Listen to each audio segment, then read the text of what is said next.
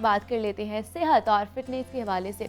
तो खुशहाल ज़िंदगी के लिए जितनी जिस्मानी सेहत ज़रूरी होती है, उससे कहीं ज़्यादा हमारी दिमागी और जहनी सेहत इम्पॉर्टेंट होती है। लेकिन बढ़ते हुए समाजी और मुआशी मसाइल की वजह से हम सब किसी न किसी हद तक जहनी और असाबी दबाव का शिकार होते ही हैं। और कोरोना वबा के दौरान जहनी अमराज की शरह में कई गुना इजाफा भी हो चुका है और दुनिया भर में डिप्रेशन एक ख़तरनाक और जानलेवा नफ्सियाती बीमारी की सूरत इख्तियार कर चुकी है। और एक अंदाजे के मुताबिक दुनिया भर में मुख्तलिफ उम्रों के 26 करोड़ 40 लाख से ज़्यादा लोग इस बीमारी में मुब्तला हैं, जिनमें ख़वातीन की तादाद बहुत ही ज़्यादा है। तो एक अंदाजे के मुताबिक पाकिस्तान के हवाले से आपको बताऊं तो मुख्तलिफ इलाकों में डिप्रेशन के मर्ज की शरह 22 से 60% तक पहुंच चुकी है। और डिप्रेशन जब हद से बढ़ जाता है तो उसकी आखिरी और ख़तरनाक सूरत ये होती है कि इंसान को खुदकुशी के ख्यालात आने लगते हैं। इसलिए हम कह सकते हैं कि ये एक जानलेवा मर्ज भी साबित हो सकती है। लेकिन जनाब, सवाल यहाँ पर आखिर में ये आता है कि जहनी दबाव और परेशानियों को हम लोगों ने हैंडल किस तरह करना है, इन मसाइल की शनाख्त कैसे करनी है और इसका हल क्या है, हम किसको इसके बारे में बता सकते हैं, बात किस तरह कर सकते हैं, इस पर आज हम बात करेंगे। हमारे साथ इस वक्त अस्मा कुरैशी मौजूद हैं जो माहिर नफ्सियात हैं। अस्मा, मैं आपको खुश आमदीद कहती हूँ। जागो लाहौर में कैसी हैं आप? मैं अल्लाह का शुक्र ठीक ठाक। अस्मा, जिस तरह हम बात कर रहे थे कि जहनी दबाव और डिप्रेशन बहुत ज़्यादा बढ़ता जा रहा है, तो हमें बताइए कि ये जहनी दबाव होता क्यों है? क्या ये हम ओवर थिंकिंग की वजह से ये होता है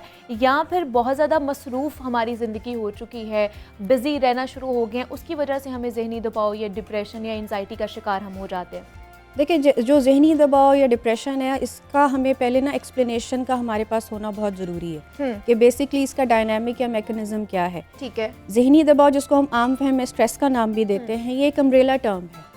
इसके बिहाइंड द कर्टन बहुत सारी दीगर इमोशनल स्टेट्स रन कर रही होती है। ठीक है। जैसे कि खौफ है, जैसे कि सदमा है, जैसे कि फ्रस्ट्रेशन है, डिसअपॉइंटमेंट है, जैसे कि कंपैरिजन है। असल में लोगों के साथ इनमें से कोई ना कोई एक इशू रन कर रहा होता है या मिक्सचर ऑफ, जिसे कहते हैं ना, इमोशनल स्टेट्स होती हैं जिनको वो टारगेट नहीं कर पा रहा होता। और उसका जो एक, जिसे कहते हैं ना, ऑब्जर्वेबल बिहेवियर ये आ रहा होता है कि वो चिड़चिड़ के लोगों पे पड़ रहा होता है, वो खाना नहीं सही खा रहा होता या ज़्यादा खा रहा होता है, या वो ज़रूरत से ज़्यादा स्पेंडिंग कर रहा होता है, ओवर स्पेंडिंग अपने स्ट्रेस को या डिप्रेशन को ओवरकम करने के लिए। तो हमें बेसिकली उसके मेन इमोशनल स्टेट को टारगेट करने की ज़रूरत है। ये तमाम लोगों के लिए भी जानना ज़रूरी है कि स्ट्रेस या डिप्रेशन एक आपको बज़ाहिर एक कैफियत नज़र आ रही होती है, बिहाइंड द कर्टन कुछ और चल रहा होता है। तो अगर हम अपनी इमोशनल वोकैबुलरी, इसको कहते हैं जज्बाती जहानत को बढ़ाना, इमोशनल वोकैबुलरी की अगर हम थोड़ी सी अपनी जांच परख बढ़ा लें तो हमारे लिए एग्जैक्ट इमोशन को टारगेट करना और फिर उस पर काम करना ज़्यादा आसान है बनिस्बत इसके कि आप ओवरऑल डिप्रेशन या स्ट्रेस पर आप काम करें। अच्छा। तो जो असल में पीछे जो कारफरमा इमोशनल स्टेट्स होती हैं उनको समझना ज़्यादा ज़रूरी है। लेकिन बहुत से लोग हैं इसमें, हम में से जो डिप्रेशन या इस तरह की जो एंजाइटी हो रही होती है उसको अच्छे तरीके से, बहुत मेरे ख्याल से बहुत मज़े से उसको टैकल भी कर लेते हैं कि वो सर पे सवार नहीं करते। लेकिन हम में से बहुत से लोग हैं जो उस चीज़ को इतना सवार कर लेते हैं अपने सर पे कि वो अजाब बन जाती है उनके लिए। तो फिर उनको क्या करना चाहिए? अगर कोई टेंशन आ गई है, कोई परेशानी आ गई, तो उन्होंने किस तरह उससे निजात हासिल करनी है? देखिए, जो कर लेते हैं ना खुद से, उनकी जो शरह है ना वो तकरीबन कोई सिर्फ 4 से 5% बहुत कम है। बहुत कम लोग हैं ऐसे। लेकिन ज़्यादातर लोगों को सीखना पड़ता है। या तो वो अपने इर्द गिर्द ऐसे लोगों से सीखते हैं कि स्ट्रेसफुल सिचुएशन में कोपिंग मैकेनिज्म क्या होना चाहिए। आपने रिएक्शन की बजाय रिस्पॉन्ड करना है, आपने अपने आप को प्रिपेयर रखना है, आपने पैनिक में नहीं जाना। पैनिक में हर वो बंदा जाएगा, एंजाइटी में, घबराहट में हर वो बंदा जाएगा जिसकी तैयारी पीछे से नहीं है, जिसने अनसर्टनिटी ऑफ लाइफ को मार्जिन नहीं दिया हुआ अपनी ज़िंदगी में। हमारी ज़िंदगी में सब कुछ अच्छा चल रहा होता है, लेकिन ऑल ऑफ अ सडन कोई अनसर्टन सिचुएशन आ जाती है, जैसे कोई बीमारी आ गई, खुदा जैसे हमें कोरोना का नहीं पता था। बिल्कुल। जैसे कोई फाइनेंशियल लैप्सेस आ जाते हैं, बाज़-औक़ात आपको कोई प्रॉपर्टी लॉस आ जाता है ऑल ऑफ अ सडन, बाज़-औक़ात कोई हेल्थ क्राइसिस अचानक से आ जाता है, कोई खुदा न खास्ता एक्सीडेंट हो जाता है जिनके लिए आप ऑलरेडी प्रिपेयर्ड नहीं होते, लेकिन हमने मार्जिन भी नहीं रखा होता। हम सोचते ही नहीं है कि these are also part of our lives. ठीक है, अगर हमारा एक वक्त पे बूम चल रहा है तो हम डिप में भी जा सकते हैं। अगर हमारी सेहत अच्छी जा रही है तो हम किसी न किसी खराबी का शिकार भी हो सकते हैं।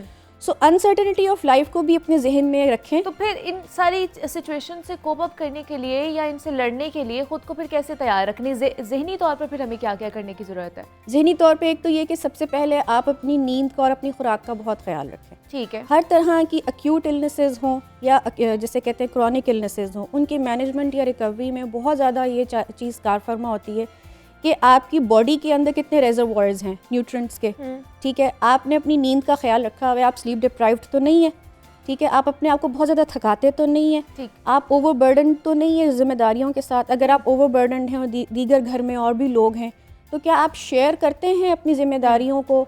क्या आप ये बताते हैं कि भाई मैं ओवरबर्डन हो रहा हूँ या हो रही हूँ, मैं थक रही हूँ या थक रहा हूँ, तो फलाना काम काइंडली आप मुझे कर देंगे, मेरे लिए बहुत बड़ी हेल्प होगी, आपकी तरफ से फेवर होगी। इसका मतलब हम अगर जिस्मानी तौर पर मुकम्मल फिट होंगे तो इसका मतलब हमने जहनी तौर पर भी फिट हो रहे हैं। हाँ बिल्कुल। देखें दूसरी बात ये कि हम लोग आम हालात में ना अपनी खुराक का ख्याल नहीं रखते। हमें अपनी खुराक का ख्याल रखने का ख्याल ही तब आता है जब हम खुदा ना खास्ते किसी बीमारी में मुब्तला हो जाते हैं। एग्जैक्टली, ठीक है। हम पानी का ख्याल नहीं रखते, हम फूड इनटेक का कोई ख्याल नहीं रखते, हम जंक फूड बहुत खाते हैं। जंक फूड की वजह से भी रिसर्चर्स ये कहती हैं कि जो जितना जंक फूड खाएगा उसके अंदर एंजाइटी और इम्पल्सिव स्टेट्स उतनी आती हैं। जितना आपका हेल्दी होम कुक्ड फूड होगा, जितना वेल प्रिपेयर्ड फूड होगा, वेल कुक्ड फूड होगा, वो आपके दिमाग की जो वर्किंग स्टेट है उसको सरीन में रखता है, उसको सैनिटी में रखता है। इम्पल्सिविटी जो है या जल्दबाजी या घबराहट या इंतशार या एंजाइटी जो है वो जंक फूड से बहुत ज़्यादा आती है, फिजी फिट ड्रिंक से बहुत ज़्यादा आती है। लेकिन मसला सारा ये है कि इसका आजकल ट्रेंड भी बहुत ज़्यादा है और हर कोई इसी को खाने का पसंद है उसको कि हम लोगों ने फिजी ड्रिंक्स पीनी है, यहाँ पे जंक फूड खाना है। दूसरा, जिस तरह हम बात करें थी जिस्मानी सेहत हमारी फिट रहेगी तो हम जहनी तौर पर भी फिट रहेंगे। योगा करना, एक्सरसाइज करना, ये करना, हर चीज़ जो हमें किस तरह एंजाइटी, स्ट्रेस, डिप्रेशन से भगाता है, इन सब चीज़ों से बचाता भी है। बिल्कुल। एक्सरसाइज, वॉक या योगा जो है, अगर आपका 30 to 40 मिनट्स का डेली रूटीन है, या जिसमें आप जिसे कहते हैं ना सेल्फ अवेयरनेस को टाइम देते हैं, योगा में बाज़ औक़ात मेडिटेट भी करते हैं लोग, तो उसमें आप सेल्फ अवेयरनेस को टाइम देते हैं। You just spend time with your own self, जिसमें आप सिर्फ अपने बारे में आप फोकस करते हैं। एक्सरसाइज एंड वॉक में भी आपका यही फोकस होता है। बहुत सारे लोग जो है ना वो कहते हैं भाई हम रोज़ाना मस्जिद जाते हैं, हम रोज़ाना जो है ग्रोसरी लेने जाते हैं, हमारे करीब ही मार्ट है, हम तो कभी भी बाइक पे, साइकिल पे या हम उस पर नहीं गए। That is not basically a walk.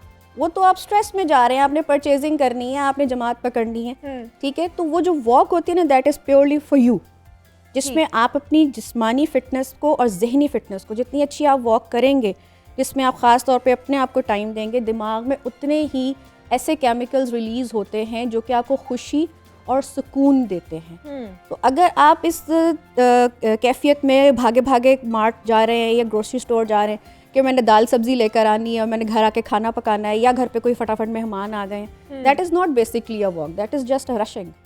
सो हम लोग बाज़ औक़ात वॉक को और इस तरह के अपने वॉकिंग स्टाइल को हम कंफ्यूज कर जाते हैं। और बहुत सारी ख़वातीन भी ये कहती हैं कि जी मेरी तो ऊपर नीचे की खूब दौड़ें लगी रहती है, वो कम नहीं होती, काम कर रहे होते हैं तो हमारी वॉक ही हो जाती है। That is not basically a walk. Walk purely आपकी जो है ना particularly for your own self होती है, और जिसमें आप खुद अपने बारे में अवेयर कर रहे होते हैं कि आपका स्टेमिना कितना बिल्ट हो रहा है, और जितना अच्छा आपका स्टेमिना बिल्ट होगा उतना ही स्ट्रेस प्रोवोकिंग सिचुएशन में आप कंपोज्ड भी रहेंगे। और दूसरा, बहुत से लोग हैं जो जहनी दबाव या डिप्रेशन में आके मंशियात का इस्तेमाल, ड्रग्स लेना शुरू कर देते हैं। तो हमें बताइए, ये इस साइड पर जाना हमारी सेहत के लिए कितना नुकसानदेह साबित हो सकता है? ये सिर्फ एक बंदे के लिए नुकसानदेह साबित नहीं होता, ये पूरे अहले खाना के लिए होता है। Drug intake in any sort, किसी भी तरह की जो ड्रग इनटेक है, क्योंकि उनको तो लगता है कि हम शायद ड्रग्स लेंगे तो हमारी जो डिप्रेशन है, एंजाइटी है, ये भाग जाएगी। क्विक फिक्स है ना, क्विक फिक्स है, फौरी तौर पे ऐसा होता है। ड्रग आपको फॉल्स बिलीफ सिस्टम में लेकर जाती है, लेकिन इन द लॉन्ग रन, या जिसको हम कहते हैं ना लॉन्गर कंसिक्वेंसेस, वो क्या आते हैं कि आप फाइनेंशियली बॉक डाउन हो रहे होते हैं, आप psychologically, emotionally, spiritually, religiously, culturally, आप हर हवाले से आप बॉक डाउन हो रहे होते हैं, आप डाउन द ड्रेन जा रही होती है आपकी पूरी की पूरी लाइफ। और ना सिर्फ उस बंदे की, बल्कि उससे मुंसलिक जितने भी लोग हैं, अगर वो शादीशुदा है, अगर वो सिंगल है, तो उसके माँ बाप, बीवी, बच्चे, बहन, भाई, सब हर तरह से हर तरह के लैप्सेस का शिकार हो रहे होते हैं। Exactly. So drug addiction is not only an addiction और the disease of one single person, it's a family disease.